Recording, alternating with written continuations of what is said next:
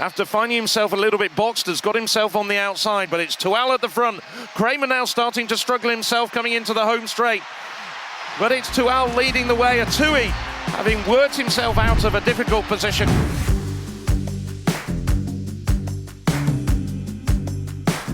There you can see at the bottom of the screen the first of two semi-finals coming up in the men's 800 metres. On the outside there's this Marino Blaudek, fourth in his heat, in a personal best. And there are some tired legs in this race. The first semi-final, at least the first four from heat 4, all in this. And heat 4 yesterday was insanely fast. It was a 1:44 race. It came after all the other heats that had been relatively slow, with the first 3 going through by right.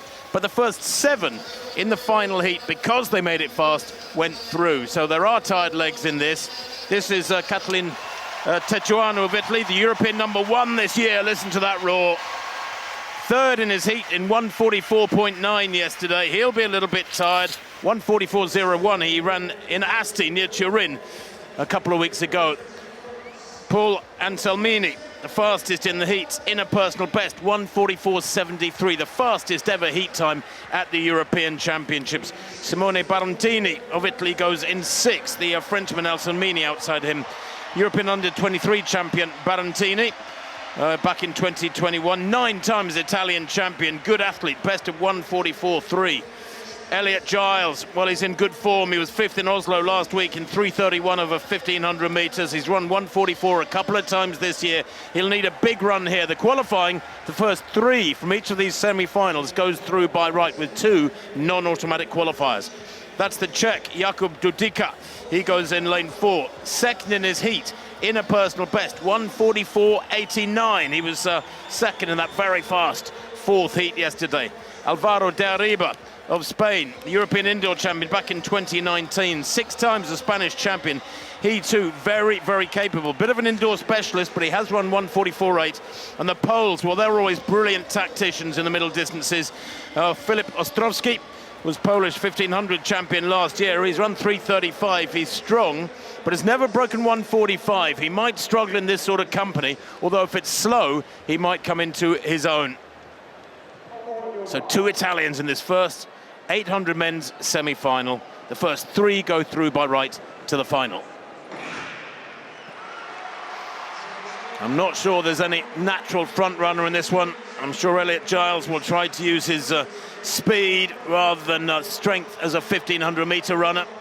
He's gone off pretty quickly, but nobody's really blasted this first 100 metres, and indeed there's a lot of rather sheepish running there as they approach 200 metres, and every one of the 8 men slows right down. This is going to be desperately slow. Yeah, it was about 26 seconds at 200, but it was the manner of that second 100 which was virtually jogging, and now they are easing around the bend, and De Arriba comes around the outside. The Spanish, well, they are great tacticians, as I said. And De Arriba is thinking, well, if it's going to be slow, I might as well be at the front and I can control things. And he's calling the shots at the moment, the Pied Piper, as they come through 400 metres.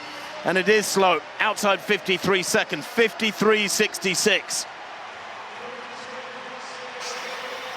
Well, De Arriba picking up the pace now into this third quarter of the race. And De Arriba, this is very similar tactics to what we've seen before, the type of tactics he also uses indoors, leading from the front on a much narrower circuit.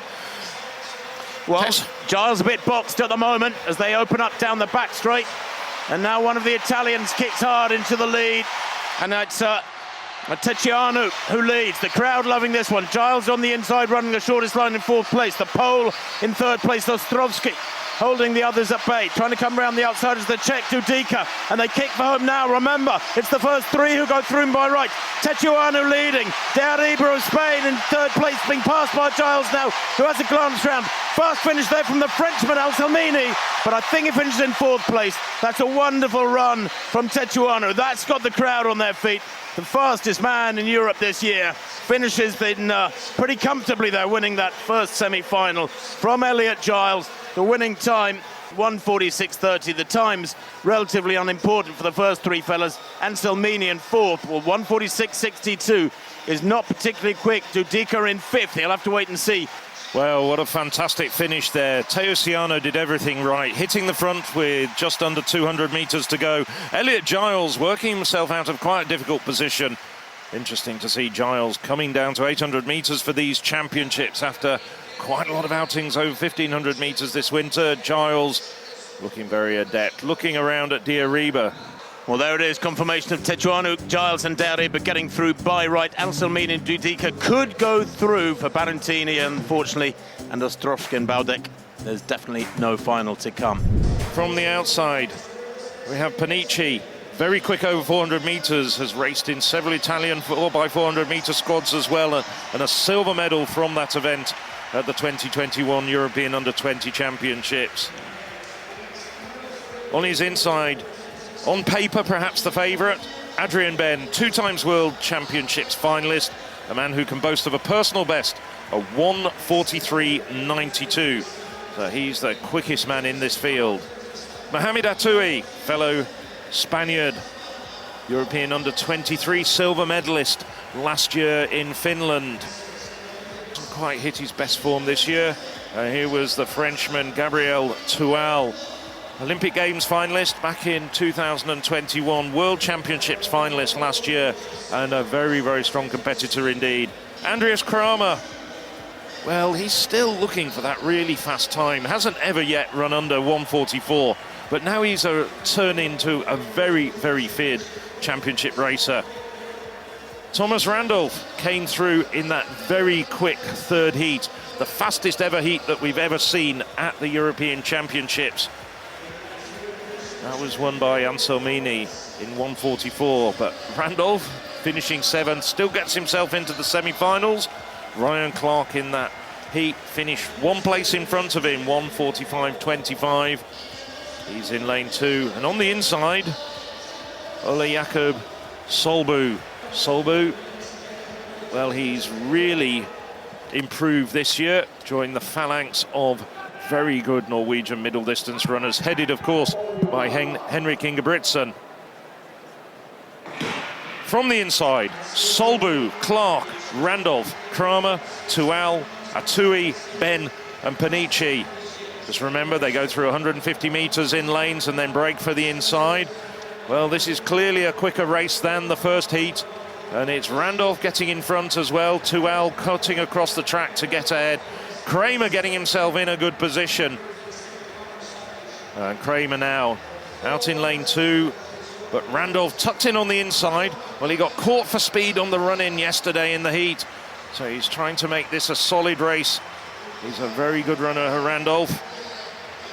Personal best of 1:44.88 from last year from the London Diamond League meeting, and he's been under 1:45 this year. Of course, it's fastest non-automatic qualifiers do come into play in this race. 2 fastest non-automatic qualifiers as well as the 3 men. 52.27 going through the first 400 metres. So quick, but not blisteringly so. No, but significantly quick enough, Phil, to give them a chance of going much quicker than the first heat. But Randolph's run a smart race because that's not super quick and he's in control. He's given himself every chance of surviving this next 250 metres, but he needs to keep these men behind him. Yes, and Kramer now getting to the front, Toual following him. Toual's run a rather eccentric race. He's been back and forwards amongst those leading 3 or 4 positions. Atoui struggling, Ben taking the long way round. Now Atoui, after finding himself a little bit boxed, has got himself on the outside, but it's Toual at the front. Kramer now starting to struggle himself coming into the home straight. But it's Toual leading the way. Atoui, having worked himself out of a difficult position, comes through for 2nd, but there's a big, big battle for 3rd. That's going to take a photo between Kramer and Ben. But no doubt at all about the winner, Gabriel Toual, the Frenchman. And I think it's looking like, very much like the first 5 from this will go through. So it could well be whoever wins that battle for the 3rd automatic place between Ben and Kramer will get through as the fastest non-automatic qualifier as well. But no doubt at all, well, Toual, he looked pretty good in that heat. I was a little bit surprised and disappointed in some respects. I thought Solbu looked absolutely magnificent and majestic in his heat, but he got himself into all sorts of trouble and had to come the very long way round in the end, edging himself through as the 2nd fastest non-automatic qualifier. A long way to come down the home straight. Just edging out the Italian Panici, who was getting the roars of the home crowd, but won't play a part in the final. Phil, Tual is the real deal, isn't he there, the Frenchman with the ponytail? Look at that, cruising through when others are treading water, lactic pouring into their muscles. 1:45.03, he made it look very, very comfortable indeed. Followed home by Atui and Kramer, Ben and Solbu getting through as fastest non-automatic qualifiers.